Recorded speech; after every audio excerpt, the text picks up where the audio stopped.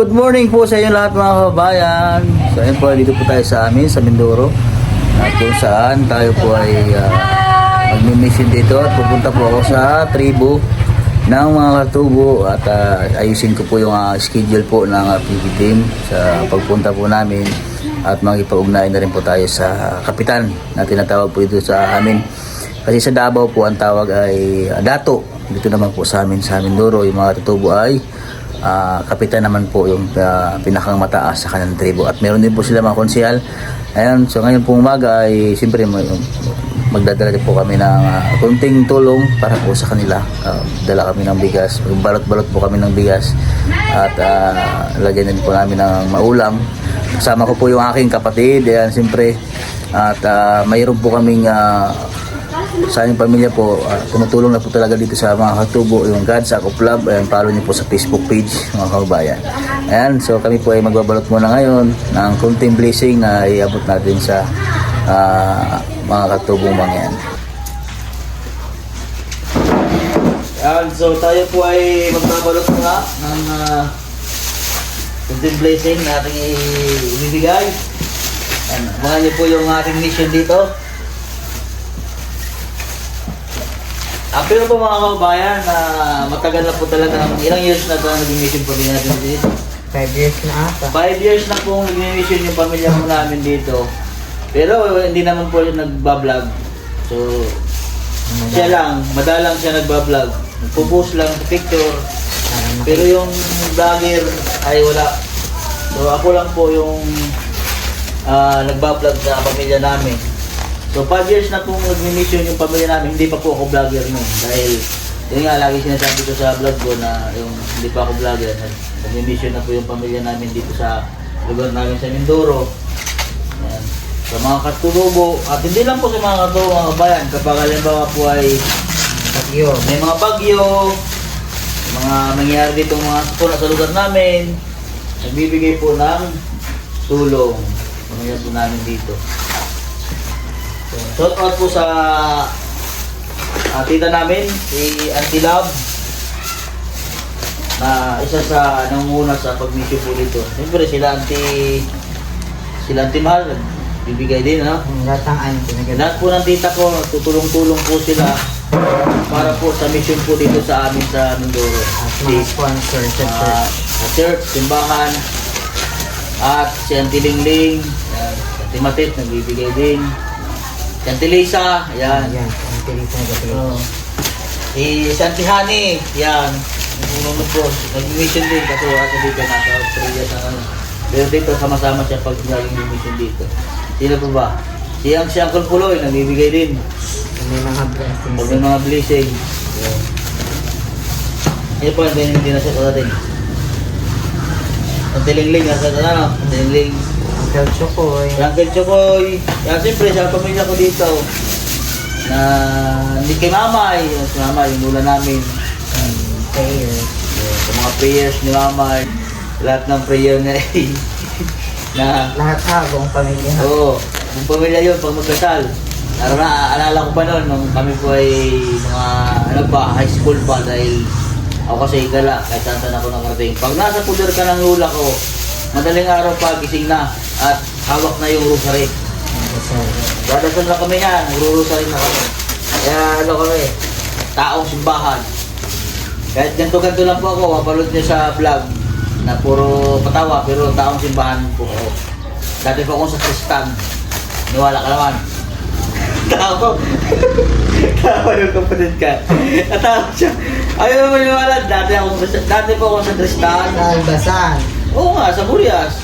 Sa Kristan po ako. Tapos dito po sa amin, sa Mindoro, sa simbahan, sa San Sebastian, Paris. Nag-ano din ako dyan, nag-serve din ako simbahan, pero hindi katulad niya. Siya kasi lector siya. Lector ka, di ba? Yeah. Lector pa siya sa simbahan. Ako naman po, ay doon lang sa mga basket. Collector. Collector pa ako. Tapos pag wala akong pera, nangunga ako sa basket. Hindi, joke lang. Joke lang, baka maniwala kayo. Tapos, hindi po ako, yun po ang aking obligasyon simbahan dahil Ay, hindi ka ba nag-choir? hindi ako, sa Pampanga na ako nag-choir. Nag-choir po ako sa Pampanga Di ba naman. naglaban pa kayo din? Nag-wire po ako. Tapos member din po ako sa YFL. YFL pa noon. O, ano na ngayon? Ano nga? Youth for Youth for Christ na ngayon. Youth for Christ. Yan. Member din po ako dun sa San Sebastian Parish. Yan. Bahan po. Diyan din po ako nag-aral nag-graduate ng high school. So, nag-transfer po ako dyan. 4 year high school na ako kasi palipat-lipat nga ako. Kasi ako graduate. Tapos dyan na rin po ako nag-aral ng college sa San Sebastian. Shout out po sa mga taga San Sebastian. Lahat sa mga teacher ko dyan. Alam ba ang aking dyan, lalo mabait. Ito ay masunurin, masipag. Ba't natawa ka? Ay, parang... Ay, wala. So, siyempre, ang mission po natin ngayon, at yun nga, intindi ko yan din. I-is pa tayo dito. Usap tayo sa mga... Kapitan ba tawag, di ba dito ng tribo, di ba? Hindi, prinsesa at hari. Sa mga tribo? Princess, pero may mga kapitan na din sir. Pero yung pinakamataas ay princess at saka hari. May ganun pa ata sir. Pero meron na sila, parang nag-change na din. Kapitan na din minsan. Kapitan. Ang pinaka Pero dating hari at saka princess. princess at hari pa din. Dati po pala Pagka yung mga hindi bumababa, parang ganun pa ata. Ay, yung sa mga tuktok na ng mundo, ng mga tribo. Hari at prinsesa. Kasi meron pa po talaga ditong yung sobrang layo na sa bundok mga kabayan, yung mga tribo. Kasi wala pang daan.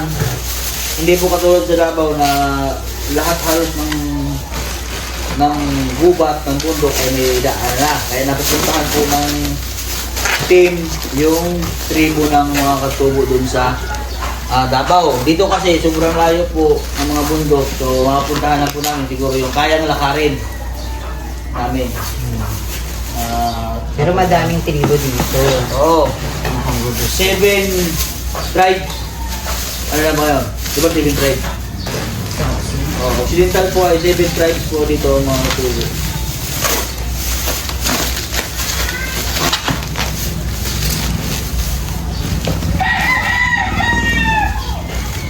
madami na tayo nababaan. Sana na po kami nabalot.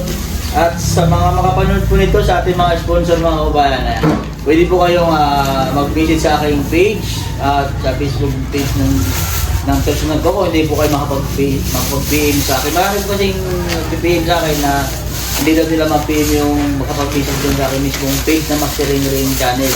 Dahil po mga kabayan ay restricted pa sa ngayon, hindi pa po talaga totally inaayos. Pero kahit paano ay bumabalik na naman siya. Pero may time na hindi po kayo makamiting. Ayan. So, ilagay ko na lang po sa screen dyan yung pwede po kayo mag-meeting sa aking account, Ring at kay Victor. And pwede rin po sa asawa ko mga kabayan. So mga gusto po magbigay ng pangtulong po dito sa ating mga katubong mga sa Mindoro. Ito mga gusto magpaabot sa gagawin natin mission. Ayan. So ngayon po, nagpapasalamat na po ko sa inyo para po sa ating mission. Dahil marami din pong nangangailangan ng tulong nito mga kabayan sa lugar po namin.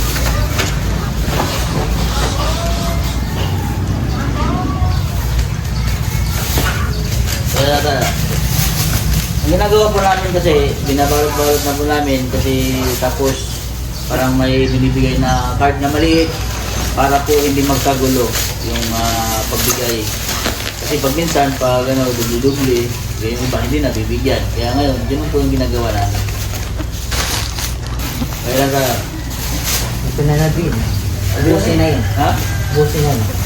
Para pag may extra, edi ito lang. Kasi minsan may pumupunta po dito sa bahay. Pagka may mga extra po kami na bigas, Yun. inaabot din sa kanila. So, may mga katutubo po kasi na nakilala na po dito ang aming phone store sa Sablayo. So, pagka yung iba tumatravel pa para lang humingi ng bigas dito, binibigyan po namin as long as meron po. Hanggat mayroon pong ibigay dito sa bahay namin, ay nakapagbigay po kami. Katulad po nito, itong lagayan, puno po talaga ng bigas. Pag mayroon pong dumating, mga nanghihingi ng bigas, binibigyan po namin. Tapos nakakatuwa po mga kabayan dahil pag minsan ay galing sa bundok ay nagdadala po sila ng mga produkto nila doon. Tapos binibigyan din po kami dito.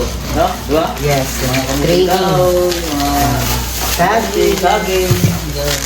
Kung ano po yung kanilang meron sa bundok. Minsan may sitaw, pagka may tanim sila. Meron po sila. Kaya, yun.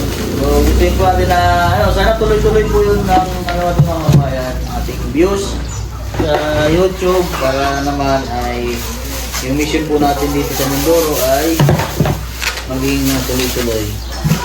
Sa mga nagtatanong po kung babalik pa kami ng vlog sa Davao, babalik po kami sa Davao mga kabayan. At siyempre nga, ano talaga, hangarin talaga ng buong Behero team ay umispread po ba? Dumami, lumawak, kahit saan nakarating yung tulong ng bawat isa. Yun po yung pangarap po ni Ninong, Sir Paul. Kami po ni Renz, pupunta po dito sa akin dito. At si JR, at si Tot, available sila na time para sa amin dito. Yan. Sa Tot po, may gagawin kami mission sa May. Sama-sama po kami apat. Si PBOJ, kasama po sana, kaso ay birthday po ni Mami TV. Priority po namin yung bigas na bibigay. Mga sinilas po dyan, kailangan ba? No? Pagka ano, Pagpasukan. pagpasukan. Pagpasukan po kayo may mga kabayan, siguro ang dadali namin mga sinilas, mga school supply, Yung kailangan. para po sa mga nag-aaral.